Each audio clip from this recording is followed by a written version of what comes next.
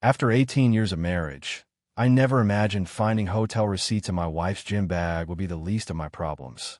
What I discovered next made me realize that sometimes the people closest to you can orchestrate the most devastating betrayals, and my 3 daughters were about to learn the same lesson. My name is Matteo Rafferty. I'm 47 years old, and until 6 months ago, I thought I had it all figured out. I'm a partner at Westfield & Associates, one of the top architectural firms in Denver. 23 years I've been there, worked my way up from junior draftsman to having my name on projects that define this city's skyline. I've got a house in Highlands Ranch that I designed myself, 3 beautiful daughters, and what I believed was a solid marriage to my wife Amber. Emma's 17 now, getting ready for college applications. She's got her mother's stubborn streak, but my eye for detail. Luna's 14, all attitude and artistic talent that reminds me why I fell in love with design in the first place. And little Aria, 11 years old, still thinks her dad can fix anything that breaks. Used to think that, anyway. The cracks started showing last spring, though I didn't recognize them then. Amber began working late more often, claimed the marketing firm where she worked was landing bigger clients. She'd come home flustered, distracted, always checking her phone. When I'd ask about her day, she'd give me these vague answers about deadlines and difficult clients. I chalked it up to work stress. Hell, I knew all about that. Then came the weekend trips. Team building retreats, she called them. Overnight stays at mountain resorts where the company supposedly held strategic planning sessions. She'd pack nice clothes, the kind she used to save for our date nights, and come back Sunday evening tired but glowing in a way I hadn't seen in years. The first red flag I couldn't ignore came on a Tuesday evening in March. I was working late at the office, reviewing blueprints for a new downtown project, when Derek Mansfield stopped by my office. Derek's my senior partner, 15 years older than me, divorced twice, and the kind of man who thinks his age and position give him permission to comment on everyone's personal life. Matteo, Derek said, settling into the chair across from my desk without invitation. Saw Amber at the Marriott downtown yesterday afternoon. She looked great. I glanced up from my drawings. Derek continued, funny thing though, she was with some guy I didn't recognize. Figure it might be a client meeting, but they seemed pretty friendly. The pencil in my hand stopped moving. Friendly how? Derek shrugged, but there was something calculating in his eyes. You know, laughing, leaning in close. The kind of body language that says they know each other well. I set down the pencil carefully. What time was this? Around 2 o'clock. They were heading toward the elevators. That night, I asked Amber about her day. She mentioned having lunch with a potential client. Said it went well, might lead to a big contract. She didn't mention the Marriott. She didn't mention any man. And when I asked where they met, she said some cafe downtown, couldn't remember the name. That conversation with Derek haunted me for days. I found myself watching Amber differently, noticing things I'd previously dismissed. The way she guarded her phone, taking it to the bathroom, sleeping with it under her pillow. How she'd started buying new clothes, subtle changes that made her look younger, more vibrant. The expensive perfume that appeared on her dresser, one I'd never seen before. 2 weeks later, I decided to come home early. Emma had a track meet, and I wanted to surprise the family by actually showing up for once. I pulled into our driveway at 4:30, expecting to find Amber getting ready to leave for the school. Instead, I found her car gone and Luna sitting at the kitchen island doing homework. Where's your mom? I asked Luna, trying to keep my voice casual. She left about an hour ago. Luna replied without looking up from her math book. Said she had to meet someone about work stuff. Did she say when she'd be back? No, just that we should order pizza for dinner because she'd be late. I called Amber's cell phone. It went straight to voicemail. I tried her office. Her assistant told me Amber had left early, around 2 o'clock, saying she had a family emergency. Family emergency. But here I was, and the girls were fine. That evening, Amber came home at 9:15, looking flustered and slightly disheveled. Her hair was different, like she'd run her hands through it repeatedly, and her blouse was wrinkled in ways that suggested she'd been sitting for a long time. How was Emma's track meet? She asked, hanging her purse on the kitchen counter.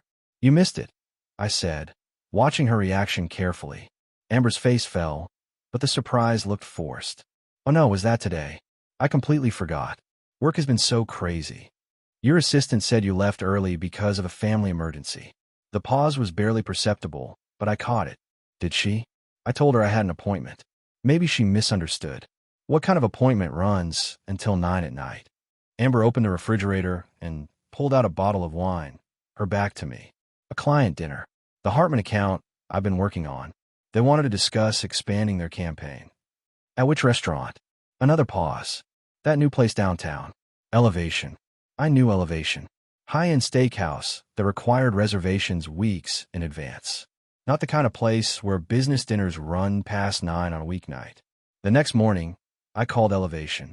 They had no record of any reservation under Amber's name or her company's name for the previous evening. That weekend, I decided to confront her directly. We were in our bedroom, getting ready for bed, the girls all asleep down the hall. Amber was brushing her hair at her vanity, humming softly to herself. She looked content, almost glowing. Amber, I said, sitting on the edge of our bed, I need to ask you something, and I need you to be honest with me. She stopped brushing and met my eyes in the mirror. What's wrong? Are you having an affair? The brush clattered to the vanity surface. Amber turned around slowly, her expression shifting from surprise to indignation.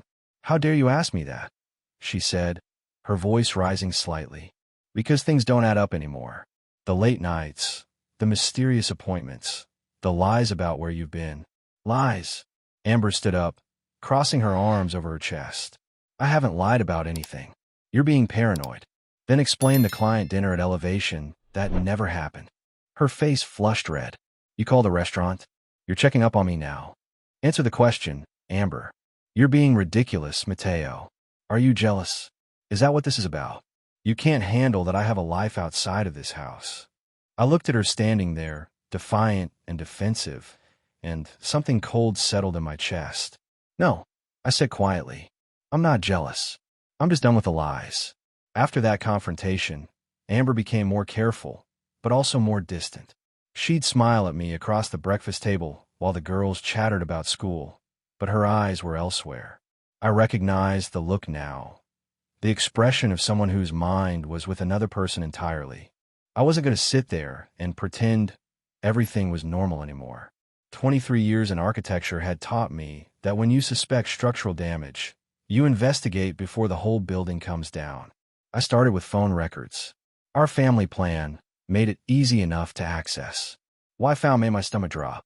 Hundreds of texts to a number I didn't recognize. Calls that lasted hours, always during times when she claimed to be in meetings or running errands. The number belonged to someone named Travis Hamilton. A quick online search revealed he worked in commercial real estate, divorced, 42 years old. His LinkedIn profile showed he'd recently moved to Denver from California. I cross-referenced the timing of their communications with Amber's mysterious absences. Every client dinner matched up with long phone conversations. Every weekend retreat aligned with gaps in their text exchanges, suggesting they were together. But the smoking gun came when I found Amber's iPad hidden in her closet, tucked behind shoe boxes she never touched. She'd forgotten to log out of her personal email account. The messages were devastating. Not just the affair itself, but the casual cruelty of how she discussed our marriage. Mateo's so boring these days, she'd written. All work and no passion. I feel invisible in my own house. Travis had responded. You deserve someone who sees you.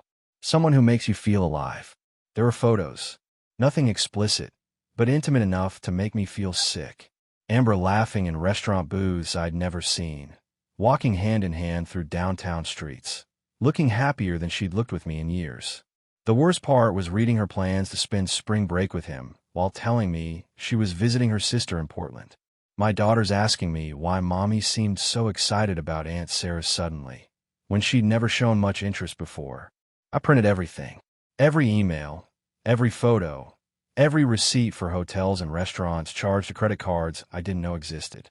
By the time I finished, I had a folder 2 inches thick. That night, I waited in the kitchen until Amber came home from another board meeting. A lie so obvious now that I wondered how I'd ever believed it. We need to talk, I said when she walked in. She sighed dramatically. Mateo, if this is about the other night. I slid the folder across the kitchen island. Open it. Amber's face went white as she flipped through the pages.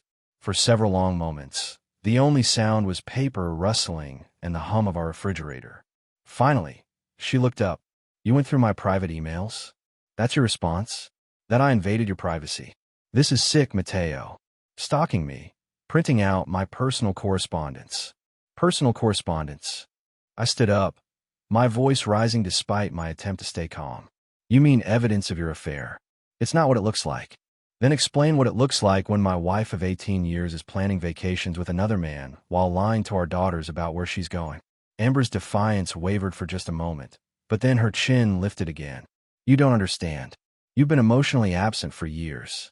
Travis makes me feel like a woman again, not just your wife or the girl's mother. The admission hit like a physical blow, but it also brought clarity. Pack a bag, I said quietly. You're leaving tonight. Amber didn't pack a bag that night. Instead, she locked herself in our bedroom and called her sister, sobbing loud enough for the whole house to hear. Emma knocked on my study door around midnight. Dad, what's going on with Mom? I looked at my 17-year-old daughter, this young woman who was supposed to be worried about college applications and prom dates, and felt my heart break all over again. Your mother and I are having some problems, I said carefully. Adult problems that have nothing to do with you girls. Are you getting divorced? The direct question caught me off guard. Emma had always been perceptive, but hearing her say it out loud made it real in a way it hadn't been before. I don't know yet, sweetheart. Maybe. Emma sat down in the chair across from my desk, suddenly looking much older than 17.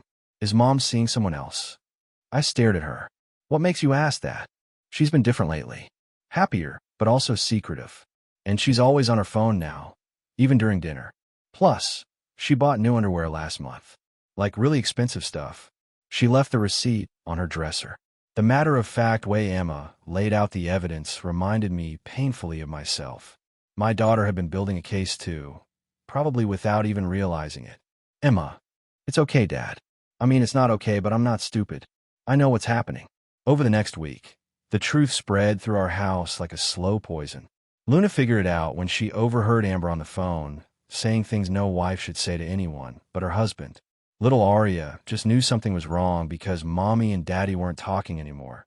And when they did, their voices were sharp and angry. Amber tried to minimize the damage, telling the girls this was just a rough patch that couples sometimes go through. She painted herself as the victim of my controlling behavior and unfair accusations. But Emma wasn't buying it.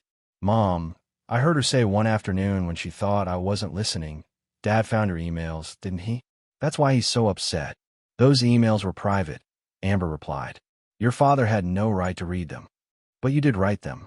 You were seeing someone else. The silence that followed told me everything I needed to know. That evening, Emma came to find me in the garage, where I'd been spending most of my time since the confrontation. I was reorganizing my tools, anything to keep my hands busy and my mind focused.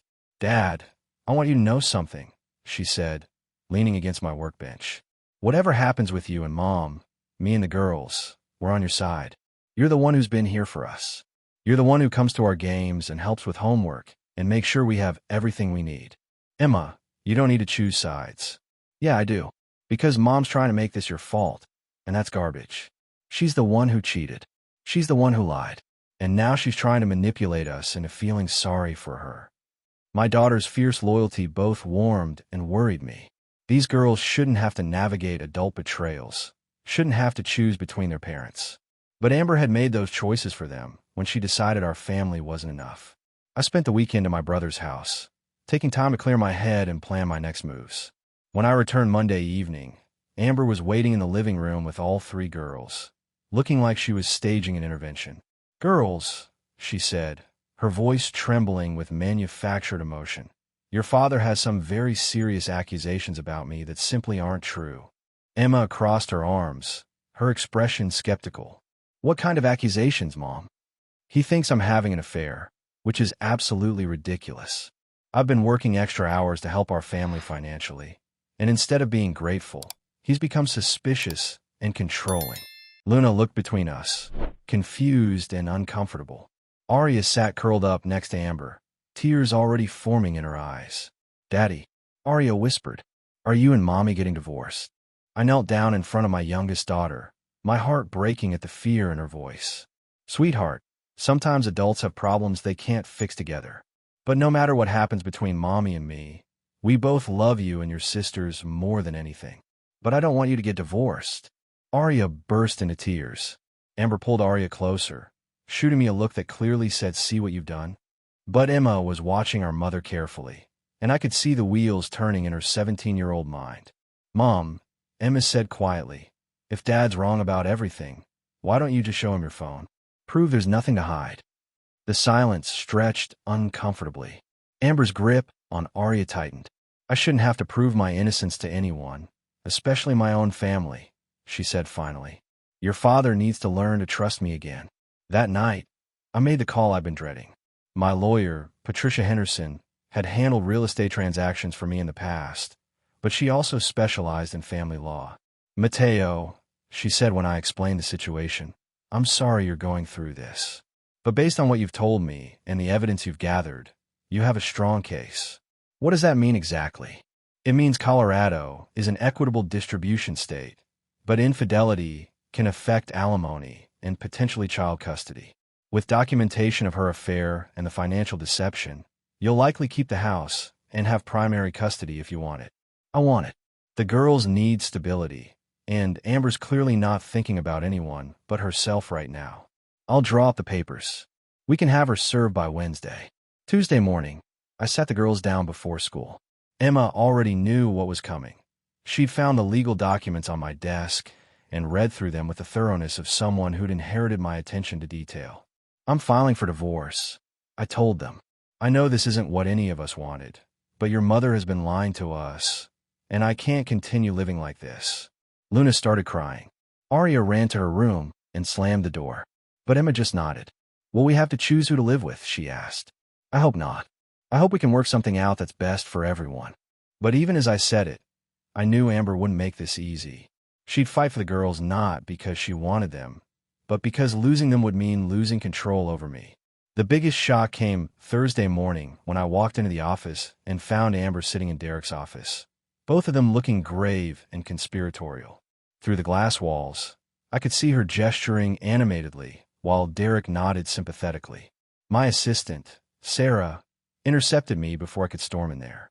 "Mateo," she said quietly, "Derek wants to see you in the conference room." Amber's been here for an hour. In the conference room, Derek sat at the head of the table like he was chairing a board meeting.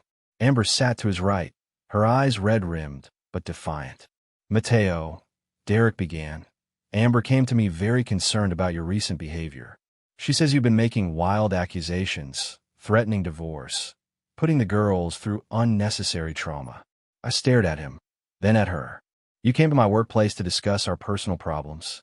I came as someone I thought might talk sense into you," Amber said. "Derek's been a friend to both of us for years." "Derek," I said, keeping my voice level, "did you tell Amber about seeing her at the Marriott with another man?" Derek shifted uncomfortably. "I mentioned I'd seen her, yes, but I may have misinterpreted what I observed." The pieces fell into place with sickening clarity. Derek hadn't been trying to warn me that day. He'd been fishing for information, probably reporting back to Amber about what I suspected. "How long have you known?" I asked him directly. "Known what?" "About the affair. About Travis Hamilton. About the hotel meetings you've been helping to cover up." Amber's face went white. Derek's professional mask slipped for just a moment, revealing something calculating underneath. "Mateo," Derek said carefully, "I think you're under a lot of stress. Maybe you should take some time off, get some counseling." "No." I stood up, my voice cold and controlled. "What I'm going to do is remind you both that I've been documenting everything. Phone records, credit card statements, hotel receipts, emails, all of it." I looked directly at Derek. "And I'm also going to remind you that as a senior partner in this firm, you have a fiduciary duty to maintain professional boundaries. Involving yourself in an employee's marital affairs and potentially using your position to intimidate me could be construed as workplace harassment." Derek's face flushed red. "Are you threatening me?" "I'm informing you that I've retained legal counsel and that any further interference in my personal life will be addressed through appropriate channels." I turned to Amber. "And you're going to be served with divorce papers today. I suggest you find your own lawyer." As I walked out of the conference room, I could hear Derek calling my name, but I didn't look back. Whatever friendship or professional relationship we'd had was over. By afternoon, word had spread through the office about the confrontation. Some colleagues avoided me, probably worried about taking sides in what they saw as office drama. But others, especially the younger architects who'd never liked Derek's old boy network mentality, made a point of showing support. The papers were served that evening while I was helping Aria with homework. The process server found Amber at Travis Hamilton's apartment. 2 weeks after being served, Amber made her first real mistake. She tried to empty our joint savings account. I discovered it Monday morning when my phone buzzed with a low balance alert from our bank. $28,000 gone. Money we'd saved for Emma's college tuition, for Luna's orthodontics, for emergencies that actually mattered to our family. I called the bank immediately. The transfer had been made Saturday morning to an account in Travis Hamilton's name. Not even subtle about it. Patricia, my lawyer, was furious when I called her. "This is financial misconduct during divorce proceedings," she said. "It's going to destroy any sympathy a judge might have had for her. Can we get the money back?" "We can try. I'm filing an emergency motion today for a restraining order on all marital assets." "But Pierce, this shows desperation. She's panicking." That afternoon, I did something that surprised even me. I drove to Travis Hamilton's real estate office downtown. He was showing a client property listings when I walked in, all smiles and professional charm. "Excuse me," I said to his client, a young couple looking at starter homes. "I'm sorry to interrupt, but I need to inform you that Mr. Hamilton is currently involved in stealing money from a family with 3 children to fund his affair with a married woman. You might want to consider working with a more ethical agent." The couple exchanged glances and quickly left. Travis's face turned red with anger. "You can't come into my workplace." "Actually, I can. It's a public business, and I can certainly share factual information about your character with potential clients. What do you want?" "I want my family's money returned to our account by 5 o'clock today. Otherwise, I'll be standing outside your office every morning at 9, letting everyone know exactly what kind of man they're considering doing business with." Travis stared at me for a long moment. "You're insane." "No, I'm a father protecting his children's future from a thief. There's a difference." The money was back in our account by 4:30. That evening, Amber called me, screaming about harassment and threatening to get a restraining order. "Go ahead," I told her calmly. "File whatever you want. But explain to the judge why you stole our children's college fund to give to your boyfriend. It wasn't stealing. It was theft. From our daughters. And now every lawyer in this city is going to know exactly who Amber Rafferty really is." The line went quiet for a long moment. Then she hung up. Emma found me in my study later that night, grading architectural plans and trying to keep my mind occupied. "Dad," she said, sitting in the chair across from my desk, "Ari is having nightmares about money. She heard you and Mom fighting about bank accounts." My heart sank. "What kind of nightmares?" "She thinks we're going to lose the house, have to move, that she won't be able to stay in her school." "She's 11, Dad. She shouldn't have to worry about this stuff." I set down my pencil and really looked at Emma. She was carrying too much for a 17-year-old, trying to be strong for her younger sisters while watching her parents' marriage implode. "Your mom tried to take money that belongs to all of us," I said carefully. "But I stopped it. The house is safe. Your schools are safe. Whatever happens between your mother and me, you girls will be okay. Promise. Promise." Derek's retaliation came swift and petty. My workload suddenly doubled, with impossible deadlines and projects that seemed designed to make me fail. Client meetings I'd been handling for years were reassigned to other architects without explanation. But Derek had underestimated how much respect I'd earned with our clients over 2 decades. Thursday morning, I got a call from James Morrison, owner of Morrison Development and our biggest client. His voice was concerned. "Mateo, I need to ask you something directly. Are you leaving Westfield and Associates?" "Not by choice," I said carefully. "Why do you ask?" "Because Derek called yesterday, suggesting we might want to consider transitioning our projects to other team members. Said you were going through personal issues that might affect your work quality." The betrayal hit like a physical blow. Derek wasn't just interfering in my personal life now. He was trying to destroy my professional reputation. "James, my personal life has never interfered with my work. Every project I've handled for you has been delivered on time and under budget for 15 years. That's what I told Derek, which is why I'm calling you directly. Whatever's happening over there, Morrison Development wants to continue working with you specifically. If that becomes a problem, We'll need to discuss alternatives. By afternoon, I'd received similar calls from 3 other major clients. Word was spreading through Denver's architecture community that Derek was trying to force me out, and nobody liked what they were hearing. Patricia had warned me this might happen. Workplace retaliation during divorce proceedings is illegal, she'd said. But proving it can be tricky. You need to document everything. I started carrying a small notebook, recording every interaction with Derek, every changed assignment, every deadline that seemed unreasonable. By the end of the week, I had 12 pages of documented harassment. Friday afternoon, Derek called me into his office. He was sitting behind his desk with a satisfied smirk, clearly expecting me to beg for mercy. "Matteo, I think it's time we discuss your future here at the firm," he said. "Your recent behavior has been concerning. Perhaps it would be better for everyone if you considered other opportunities." I pulled out my notebook and set it on his desk, followed by a folder containing copies of client communications and project records. "Derek, I think it's time we discuss your future here at the firm. Because I've been documenting your retaliation, and I have 4 major clients who've specifically requested that I remain on their projects.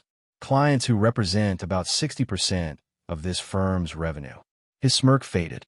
"I've also been in touch with the Colorado Bar Association about the ethical implications of a senior partner using his position to harass an employee over personal matters. Turns out they take that pretty seriously." Derek's face went pale. "Are you threatening me?" "I'm informing you that your behavior has consequences. Just like Amber's choices have consequences." I stood up to leave, then paused at his door. "Oh, and Derek, James Morrison specifically asked me to let you know that if my working conditions here don't improve immediately, Morrison Development will be taking their projects elsewhere. Something about preferring to work with firms that maintain professional standards." 6 months later, the divorce was finalized in a Denver courtroom that felt too small for the magnitude of what was ending. Amber sat at the opposite table with her lawyer, looking pale and defeated. The confident woman who'd once smirked at my accusations was gone, replaced by someone who understood that actions have consequences. The settlement terms were better than I'd hoped for. I kept the house, the majority of our savings, and primary custody of all 3 girls. Amber would have them every other weekend and Wednesday evenings, standard visitation that reflected her new status as the parent who'd chosen her affair over her family. "Mr. Rafferty," the judge said, "the court finds that Mrs. Rafferty's financial misconduct and documented infidelity substantially contributed to the breakdown of this marriage. The division of assets reflects these findings." Amber's lawyer had tried to argue that she deserved alimony, claiming she'd sacrificed career advancement to support the family. But the evidence was overwhelming. The stolen money, the credit cards, the documented lies, it all painted a picture of someone who'd been planning her exit strategy while maintaining her financial security. After the hearing, Amber approached me in the courthouse hallway. We were alone except for our lawyers, who hung back at a respectful distance. "I want you to know," she said quietly, "that I never meant for it to happen this way." "How did you mean for it to happen?" I asked. She didn't have an answer for that. "The girls blame me for everything," she continued. "Emma won't even speak to me. Luna barely tolerates our visits. And Aria keeps asking when I'm coming home. That's the consequence of your choices, Amber. I didn't create this situation. I know. I lost myself somewhere along the way. I felt invisible in my own life. I looked at this woman I'd loved for nearly 2 decades, who'd given me 3 beautiful daughters, who'd once been my best friend and closest confidant. You weren't invisible," I said finally. "You were just looking for attention in the wrong places." That evening, I sat in our backyard while the girls did homework inside. Emma had been accepted to Colorado State with a partial academic scholarship. Luna was excelling in her art classes and had started talking about design school. Aria was still processing everything, but seemed more stable now that the uncertainty was over. My phone buzzed with a text from Patricia, my lawyer. "Derek Mansfield announced his retirement today. Word is the partners pressured him out after the Morrison account threatened to leave." I stared at the message for a long time. Derek's career, built over 30 years, ended because he'd chosen to involve himself in my marriage. Just like Amber's affair had cost her our family, Derek's interference had cost him his reputation. The girls joined me on the patio after finishing their homework, settling into the outdoor furniture we'd bought together when Emma was still in elementary school. "Dad," Emma said, "are you happy?" The question caught me off guard. What do you mean? I mean, now that everything's over. Are you happy it's just us? I looked around at my daughters. Emma preparing for college. Luna finding her artistic voice. Arya slowly healing from the trauma of watching her parents' marriage implode. They were strong, resilient, and surrounded by the stability their mother had nearly destroyed. Yeah, I said. I'm happy it's just us. 2 years later, I was designing a new community center in downtown Denver when Emma called from her dorm room at Colorado State. Dad, I have something to tell you about Mom. My stomach tightened. Amber and I maintained minimal contact now, only coordinating around the girls' schedules and school events. She'd moved to Colorado Springs with Travis, who divorced his own wife to be with her. Their relationship had the desperate intensity of people who'd blown up their lives to be together. What about her? I asked. She called Luna, crying yesterday. Apparently, Travis cheated on her with some woman from his real estate office. The irony was almost too perfect. How's Luna handling that? Better than Mom is. Luna told her that maybe now she understands how you felt. I leaned back in my office chair, looking out at the Denver skyline I'd helped shape over 2 decades. Some of those buildings represented the work I'd done while married to Amber, when I thought we were building something permanent together. Others were projects I'd completed after the divorce, when I'd learned to build for myself and my daughters alone. Emma, I need you to know something. What your mother did, the lying, the cheating, the way she handled the divorce, that's not who she was when I married her. People change, and sometimes they change in ways that hurt the people who love them. I know, Dad, but she made her choices. Yes, she did. And now she has to live with them. That weekend, all 3 girls were home for Luna's 16th birthday. We grilled burgers in the backyard and talked about colleges, careers, and Luna's latest art project. Arya, now 13 and wise beyond her years, asked if I ever missed being married. I miss being married to the person I thought your mother was. I said honestly, but I don't miss the lies or the uncertainty or wondering if the person I loved actually existed. Do you think you'll get married again? Luna asked. Maybe someday. If I meet someone who values honesty and loyalty as much as I do. Good, Emma said firmly. You deserve someone who won't take you for granted. That night, after the girls were asleep, I sat in my study reviewing architectural plans and thinking about foundations. In construction, everything depends on having a solid base. If the foundation is compromised, the entire structure becomes unstable. My marriage to Amber had been built on what I thought was solid ground, but her deceptions had created fractures that eventually brought the whole thing down. The divorce had been painful, like demolishing a building you'd invested years in creating. But now I had something better. A life built on truth, a relationship with my daughters based on trust and respect, and the knowledge that I was strong enough to start over when necessary. My phone buzzed with a goodnight text from Emma. Thanks for being the parent who stayed strong for us. We love you. I smiled and turned off the lights. Tomorrow, I had a new project starting, a mixed-use development that would combine residential and commercial spaces, creating a community where people could live, work, and build something lasting. Just like I'd done with my own life after Amber's betrayal taught me that the most important foundation is the one you build within yourself.